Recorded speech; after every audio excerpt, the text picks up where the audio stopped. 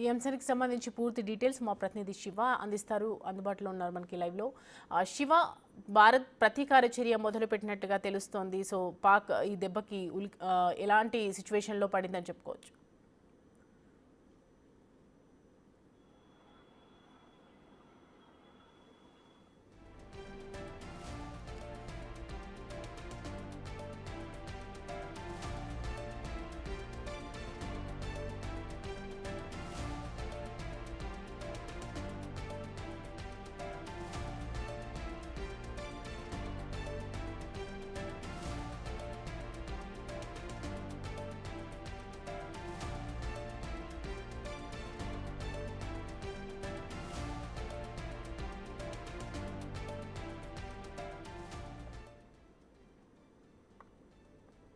పహల్గామ్ ఉగ్రదాడికి ప్రతీకార దాడిని మొదలుపెట్టింది భారత్. పాకిస్తాన్ టెర్రరిస్టు శిబిరాల మీద భారత సైన్యం ఒక్కసారిగా మిసైల్ దాడులు చేసింది. పీఓకేలోని 9 ఉగ్రవాద బేస్ క్యాంప్ స్థావరాలపై వైమానిక దాడికి దిగింది ఇండియన్ ఆర్మీ. దీంతో పాటు పాక్లో 5 ప్రాంతాలపై దాడులు చేసింది.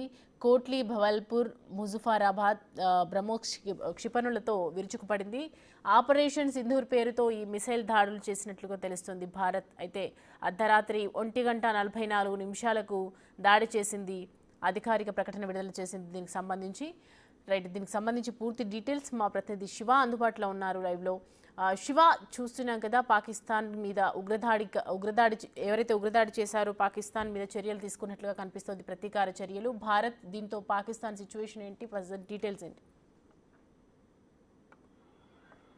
రైట్ సౌమ్య, ఎట్టకేలకు ప్రతీకార దాడి అనేది భారత ప్రభుత్వం తీసుకుందని చెప్పుకోవాలి. ఏదైతే పెహల్గామ్ లో దాడి జరిగిందో, ఉగ్రవాదుల కాల్పుల్లో 26 మంది మృతి చెందారు. 25 మంది భారతీయులు, ఒక నేపాలీ మృతి చెందిన నేపథ్యంలో దానికి ప్రతీకార దాడి తీర్చుకుంటూ ఆపరేషన్ సింధూర్ అనేది ఒక నామకరణం చేసి ఈ రోజు అంటే అర్ధరాత్రి సమయంలో ఇటు పాకిస్తాన్ ఉగ్రవాద స్థావరాలపై ప్రధానంగా దాడులు చేసే 5 ప్రాంతాల్లో 9 ఉగ్రవాద స్థావరాలు ఏవైతే ఉన్నాయో వాటిపై దాడి చేశారు. అంటే ఆపరేషన్ సింధూర్ ఏదైతే భారత ఆడబిడ్డల సింధూరు తిలకం తుడిచేసిన పాక్ సంబంధించిన ఉగ్రవాదులను మట్టుపెట్టాలనే ఉద్దేశంతోనే ఈ ఆపరేషన్ సింధూర్ అనే ఒక నామకరణం చేశారు. దానికి అనుగుణంగానే రాత్రి సమయంలో పాకిస్తాన్ ఉగ్రవాద స్థావరాలని ప్రధాన ఎజెండాగా ఎంచుకుని అక్కడ దాడులు చేశారు. ఏ ఒక్క సైనిక స్థావరాలపై మాత్రం భారత్ దాడి చేయలేదు. కేవలం ఉగ్రవాదాన్ని మట్టు పెడతాం, ఉగ్రవాదాన్ని ఆశ్రయించిన ప్రాంతాన్ని ప్రోత్సహించిన వారిని మట్టు పెడతాం, తుడిచిపారేస్తామంటూ కూడా ప్రధాని నరేంద్ర మోడీ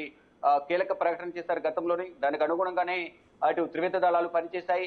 అటు ప్రతి సందర్భంలో కూడా ఇటు త్రివిధ దళాలకు సంబంధించిన కార్యదర్శులు కానీ, ఇటు హోంశాఖ, రక్షణ శాఖ కార్యదర్శులు ఎప్పటికప్పుడు ప్రధాని నరేంద్ర మోడీతో, జాతీయ భద్రతా సలహాదారు అజిత్ దోవల్తో సమావేశం అవుతున్నారు. నిన్న కీలక సమావేశం జరిగింది.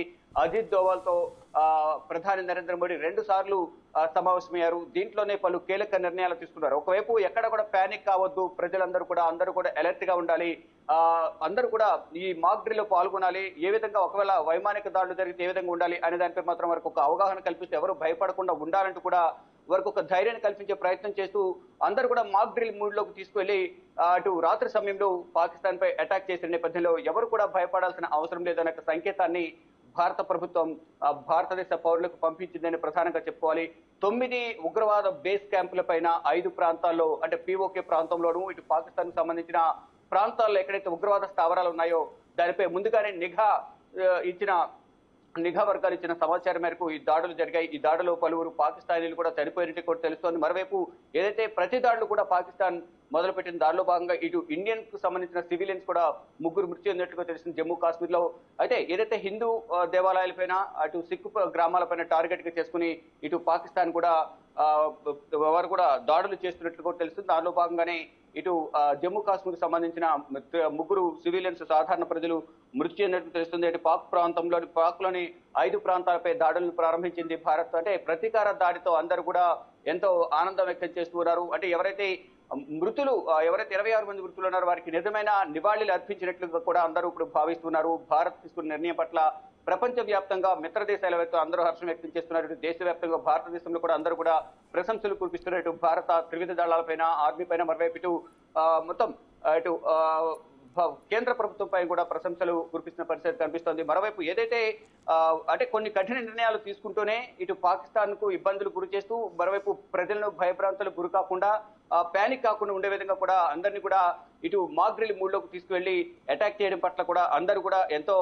సంతోషం వ్యక్తం చేస్తున్న పరిస్థితి కనిపిస్తుంది. అందరూ కూడా ఎటువంటి భయం అయితే లేకుండా అందరూ నిద్రలో ఉన్న సమయంలో పని కంప్లీట్ చేసినట్లుగానే మనం ప్రధానంగా భావించాల్సి ఉంటుంది. పాకిస్తాన్ కు తగిన బుద్ధి చెప్పింది, కానీ ఇప్పుడు పాకిస్తాన్ కూడా ప్రతిదాడి చేసేందుకు ప్రయత్నిస్తుంది. అంటే యుద్ధానికి దిగుతుందా, యుద్ధం ప్రకటిస్తుందా అర్థం చేసుకోవాలి.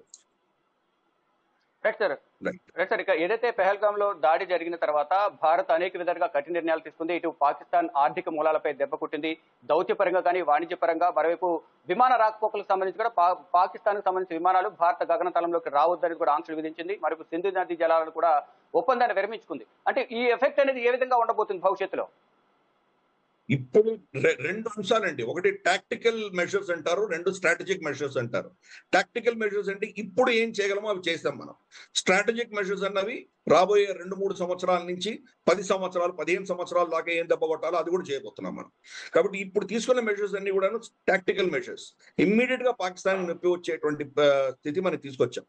దీర్ఘకాలీనంగా ఆ సింధు జలాలు ఏవైతే ఉన్నాయో, సింధు నది కావచ్చు, ఝేలం మన వితస్తా నది కావచ్చు, మనకు చంద్రభాగా నది కావచ్చు, ఇవన్నీ కూడాను, ఈ నదులన్నీ కూడాను క్రమేపీ మనం మళ్లించి మన పంజాబ్, హర్యానా గుండా ఇతరత్ర దేశానికి తీసుకొచ్చేటువంటి ప్రయత్నం రాబోయే 5-6 సంవత్సరాలు 10 సంవత్సరాలు చేయబోతున్నాం మనం.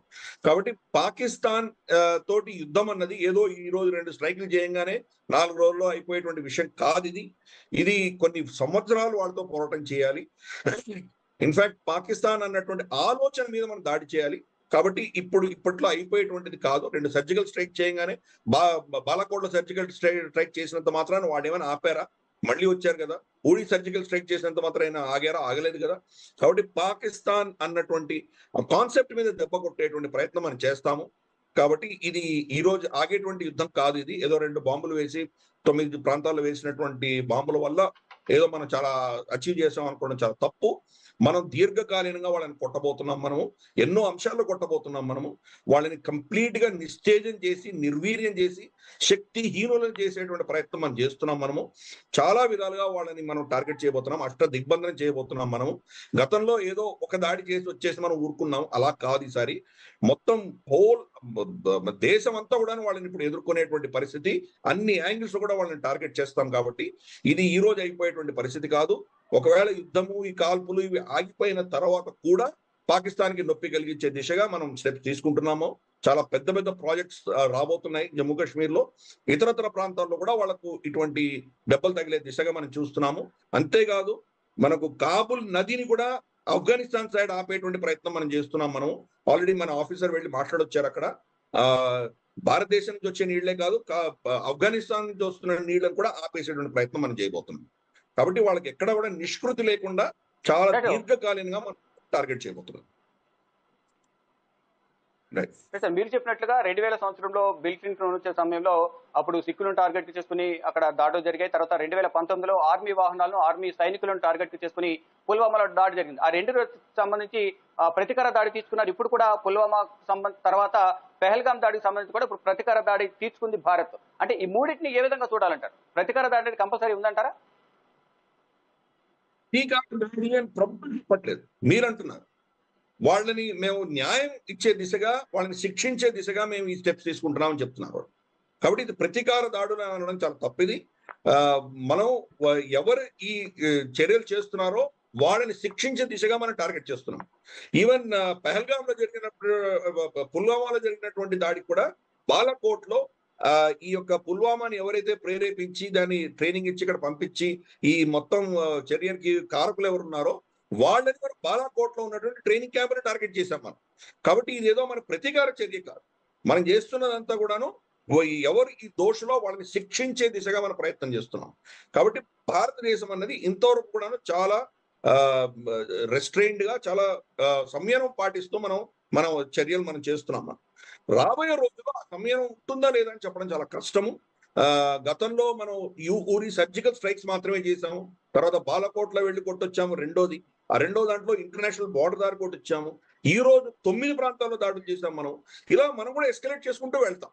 రేపటి రోజు ఇటువంటి ఘటనలు ఇంకా చేయడమో లేదా దీన్ని ఇంకా కొనసాగించే దిశగా వాళ్ళు చేస్తే గనక ఇంకా పెద్ద ఎత్తున ఇంకా వాళ్ళ పెషావర్, తర్వాత బలూచిస్తాన్ ఎక్కడెక్కడ వీళ్ళు దాచిపెట్టుకున్నారో వీళ్ళ assets, nuclear assets, air crafts, వాటిని కూడా మనం టార్గెట్ చేస్తాము.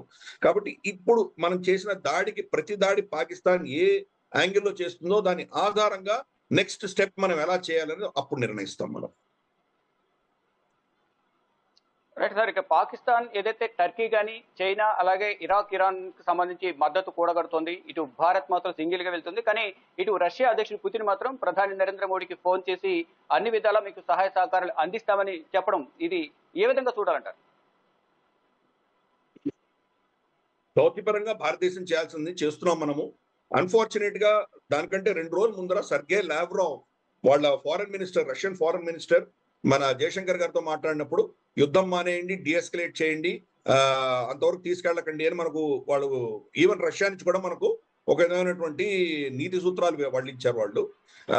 కాబట్టి మనం రష్యా మీద మనం కోపంగా ఉన్నామని అర్థం చేసుకుని వ్లాడిమిర్ పుటిన్ స్వయాన ఫోన్ చేసి లేదు లేదు మేము ఈ పక్షానే ఉన్నామని సంజాయిషి ఇవ్వవలసినటువంటి పరిస్థితి రష్యాకు వచ్చింది. కాబట్టి యుద్ధం అంటూ వస్తే కనుక ఎవరు మన మిత్రులో ఎవరు మన శత్రువులో చెప్పడం చాలా కష్టము. ఈ రోజు మన మిత్రులు అనుకుంటున్న వాళ్ళు మనకు వ్యతిరేకంగా కూడా ప్రవర్తించవచ్చు. కాబట్టి మన యుద్ధం మనమే చేయాలి. కానీ దౌత్యపరంగా మనం చేయాల్సిన అన్ని చేస్తున్నాము.